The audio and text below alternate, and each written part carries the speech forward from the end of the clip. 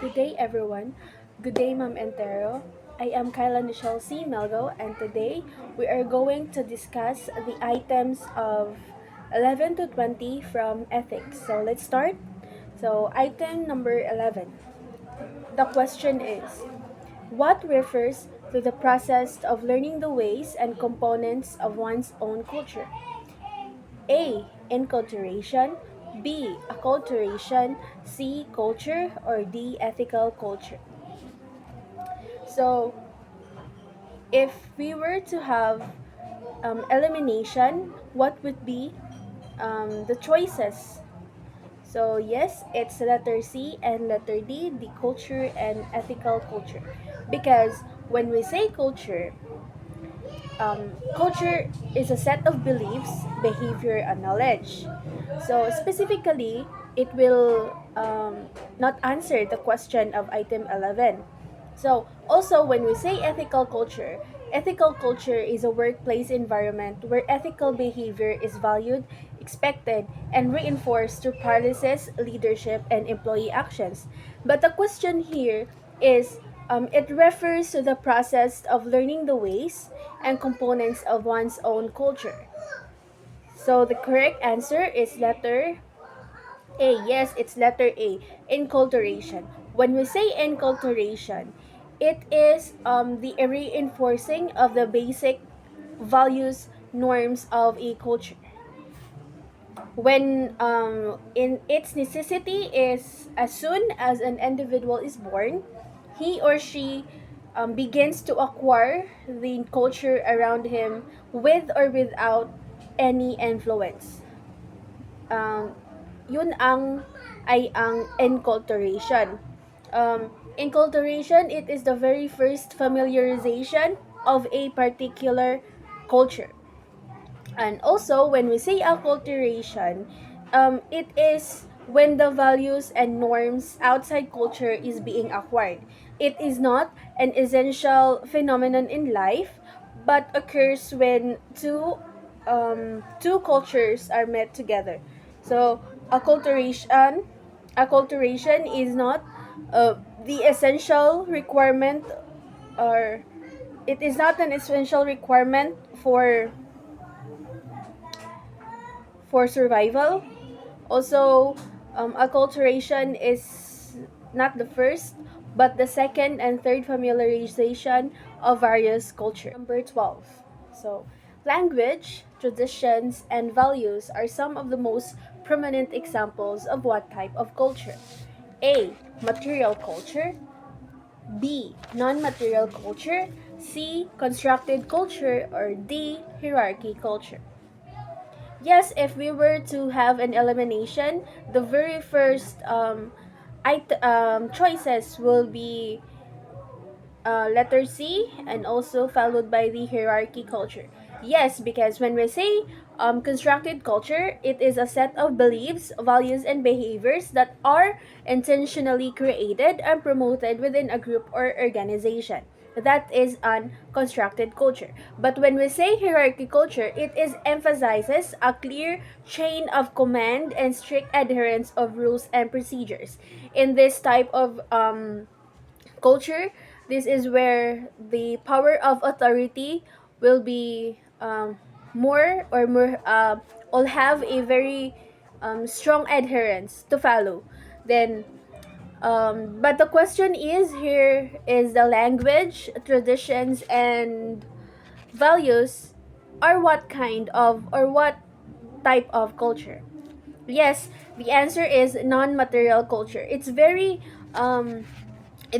easy to understand, no, sa itong labing dalawang item natin, because language, tradition, and values is a non-material culture. Why? Because it represents values, norms, and traditions, thoughts, and ideas. It means it is not tangible. Intangible siya, yung non-material culture.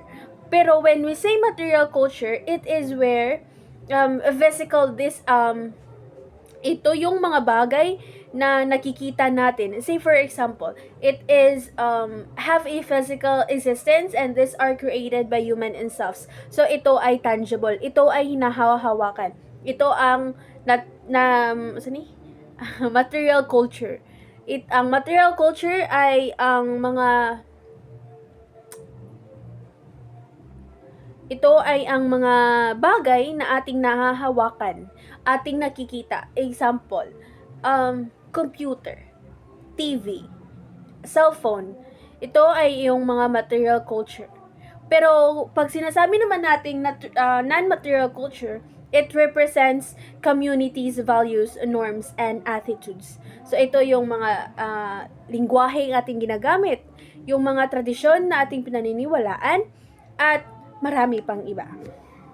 Okay, now, so let's move on to number 13. So question number 13.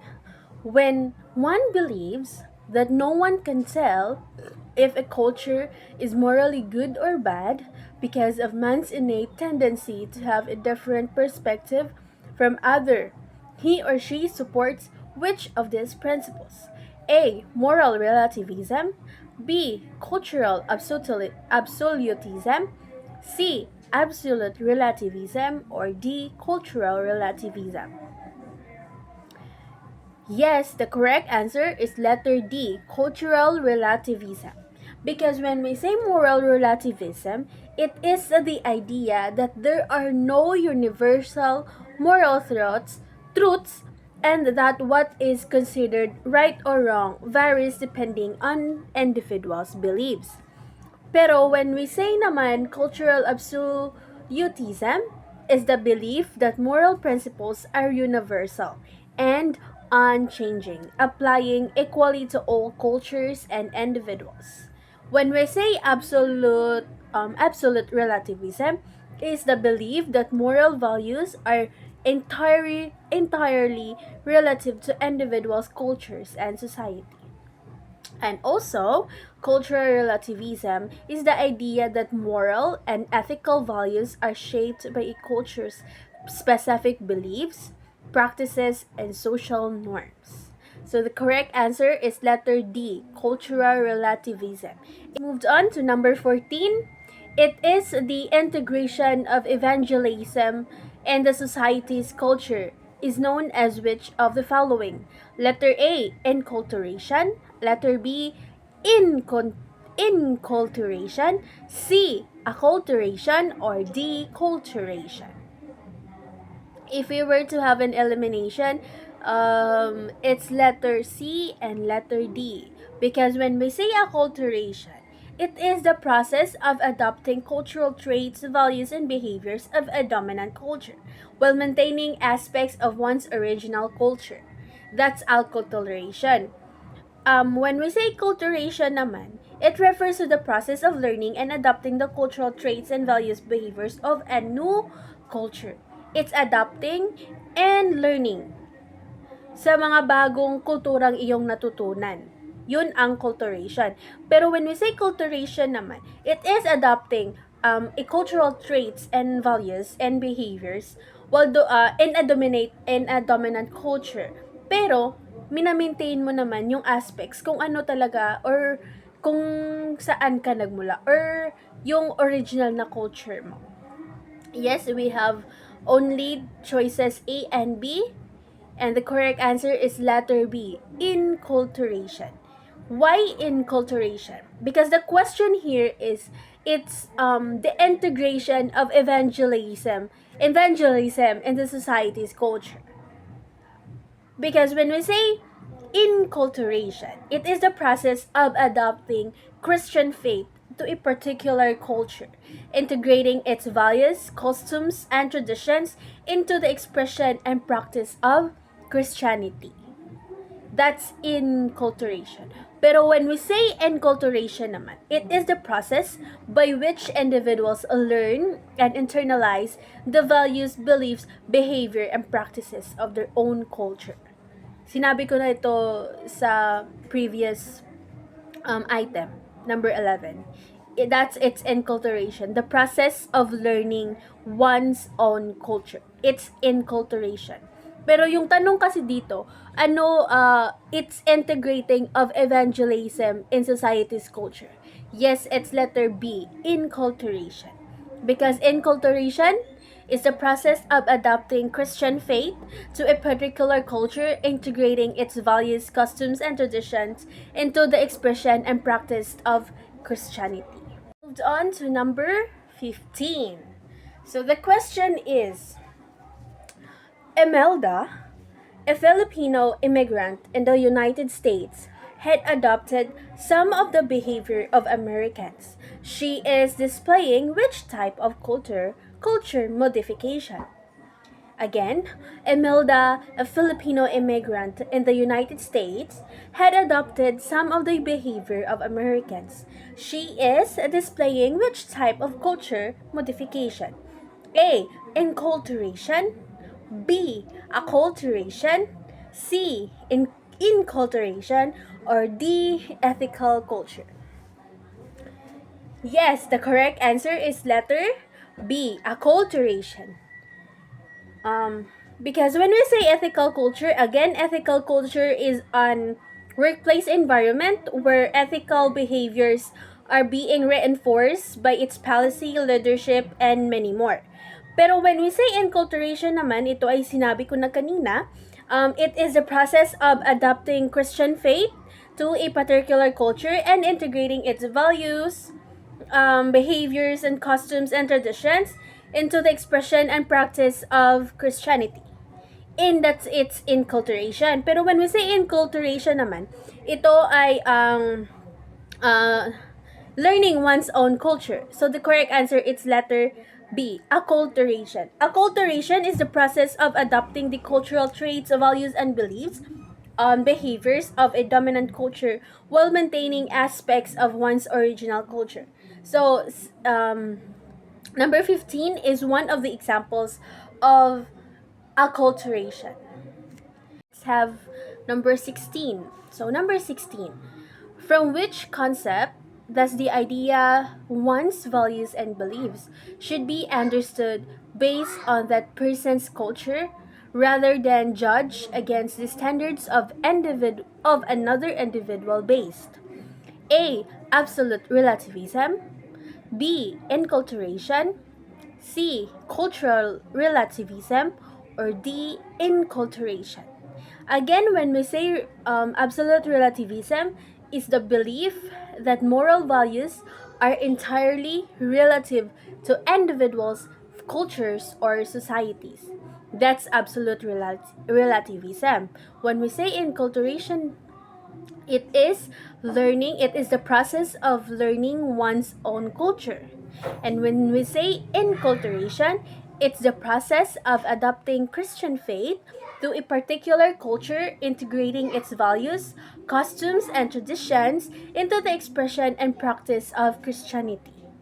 When we say cultural relativism, is the belief that moral principles are universal and unchanging, applying equally to all cultures and individuals. Yes, the correct answer is letter C, cultural relativism. So, number 17.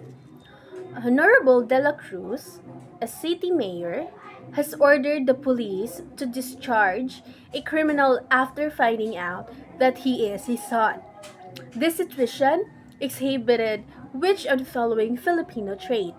A. Extreme personalism. B. Colonial mentality. C. Passivity, lack of initiative. Or D. Extreme family centeredness. When we say extreme personalism, it is a term that describes an excessive focus on personal relationships and individual experiences to the detriment of objective truth, broader societal concerns. When we say colonial mentality naman, it refers to the mindset or it characterized by a lingering sense of inferiority and dependence on a former colonizer. So when we say passivity and lack of initiative naman, it describes a state of inactions characterized by a reluctance to take responsibility, make decisions, or engage in proactive efforts. So, when we say extreme family centeredness naman, it describes a situation where the needs and interests of the family are being prioritized above all else, even at the expense of individual autonomy, personal growth, or broader societal responsibilities. So, specifically or basically, the answer of number 17 is letter D, extreme family centeredness. Because when we say extreme personalism, ito ay only being describes as individual experiences. When we say colonial mentality naman, you are being um, inferior to a former colonizer. When we say positivity and lack of initiatives, you are irresponsible or you are not being active to any efforts you have to do. So yes, the correct answer is letter D, extreme family centeredness. So let's have number 18. So Hannah, a college student, was given a project and was asked to accomplish it within the week. Despite having enough time, she only started to work on her project the night before the submission. Before the submission of the SID output, she is displaying a common Filipino trait called what? A. Ningas kugon. B. Lack of initiative. C. Procrastination. Or D. Lack of analysis. Okay, let's have an elimination. When it's letter B and letter D. Lack of initiative. Because lack of initiative, it can be also being answered lack of initiative. Because when we say lack of initiative, it is the absence of willingness to take action. Pero it's her responsibility to do the output. So specifically, it is not lack of initiatives. When we say lack of self-analysis naman, it refers to the inability or unwillingness to critically examine one's own thoughts, feelings, behavior, and motivation in order to gain deeper understanding oneself. That's lack of self-analysis. It can also be answer, but it has the best answer. Yes, the correct answer is letter C, procrastination. Because when we say procrastination, but before that, let's have ningas gugun first. When we say ningas gugun, it is a Filipino term describing a person who starts a task with great enthusiasm but quickly loses interest and abandons it before completion. That is ningas gugun. Pero when we say procrastination, it is the act of delaying or postponing tasks, often due to a lack of motivation. Why did it is not ningas kogon? Because uh, here here is the question. Hannah was given a project and was asked to accomplish it within a week. So despite having enough time, she only started working on her project the night before the submission of the said output. It is procrastination because she delaying or postponing her responsibility to do the output. Pero when we say ningas kugon, kung ang tanong ay meron pa lang dito na she started but unfortunately she's not finishing it. It could be ningas kugon. Because when we say ningas kugon, you start the task with a great enthusiasm, pero ito'y iniwan mo. Hindi mo tinapos. That is ningas kugon. Pero when we say procrastination kasi, it is delaying or postponing or hindi mo siya ginawa sa mga oras or mga panahon pwede mo siyang gawin. That's procrastination. procrastination. Yes, the correct answer is letter C, procrastination. Let's have number 19. So, number 19. Which Filipino trait was exhibited by Ila, who thinks the only reason why Kyle, her classmate, has been promoted as class valedictorian is because he is the teacher's favorite? A. Talangka mentality. B. Extreme personalism. C. Crab mentality. Or D. Passivity and lack of initiative.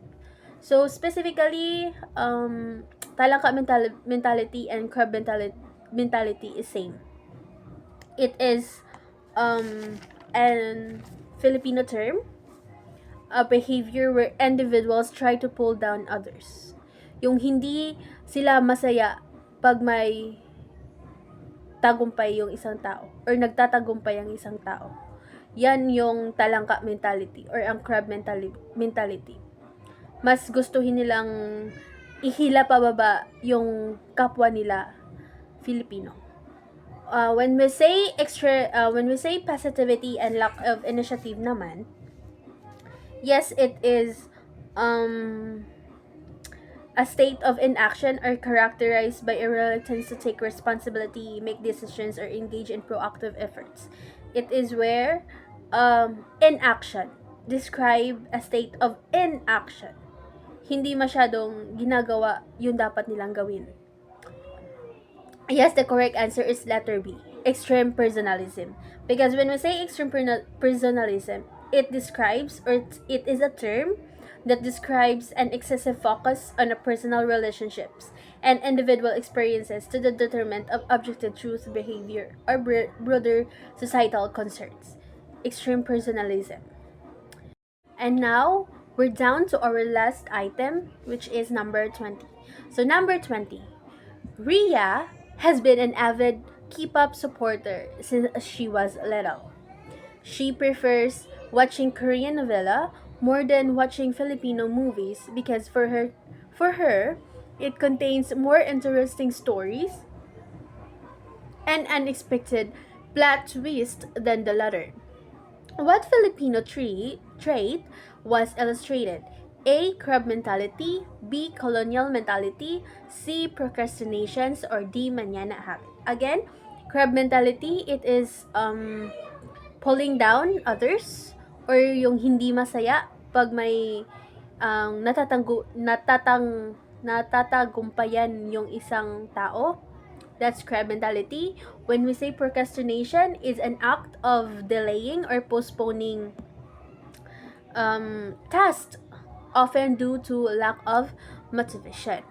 And also, when we say mañana habit, it is an habit whereas yung sinasabing mamaya na yan, pwede pa yan bukas. It is an habit where the regular tendency or practice of putting off until tomorrow what can be done today. So, specifically, it wills, mamaya na yan, pwede pa naman bukas. Pero, bakit mo naman gagawin bukas kung pwede naman gawin mo ngayon? That's mañana habit. Yes, the correct answer is letter B. It's colonial mentality. When we say colonial mentality, it is refers to a mindset characterized by a sense of inferiority and dependence of a former colonizer. So that could be all from my items 11 to 20. Hoping you've learned something and understand. Good day, everyone.